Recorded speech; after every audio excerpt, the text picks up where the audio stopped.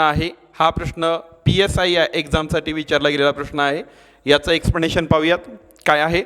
I hate watching frightening movies. तर यासाठी सूचना आलेली होती की हा जो अंडरलाईन केलेला जो शब्द आहे यासाठी सिनोनिम्स म्हणजे सिमिलर वर्ड जो आहे समानार्थी शब्द जो आहे तो खालीलपैकी कोणता येतो असा प्रश्न विचारण्यात आलेला होता.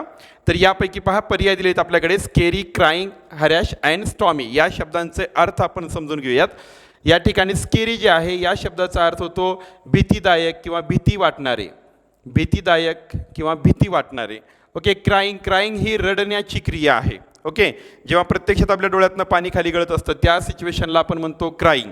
नेक्स्ट पहा हरॅश. याचा अर्थ होतो कर्कश असा याचा अर्थ होतो म्हणजे साऊंडशी रिलेट करणारा हा जो शब्द आहे.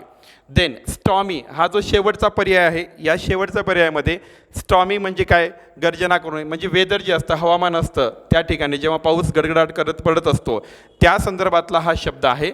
पण या ठिकाणी आपण जर वाक्य पाहिलं तर I hate watching frightening movies याचा अर्थ असा होतो की आय लव्ह म्हणजे काय एखादी गोष्ट मला आवडणे तसंच त्याच्या विरुद्धार्थी काय होतं आय हेट होतं.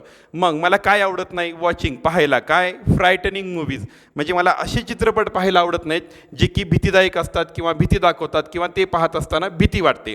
तर तुमच्या लक्षात आलं असेल या फ्रायटनिंग या अंडरलाईन केलेल्या शब्दाचा समानार्थी शब्द जो आहे तो आहे स्केरी. म्हणून या प्रश्नाचं ऑप्शन नंबर 1 जे आहे ते करेक्ट आन्सर असेल.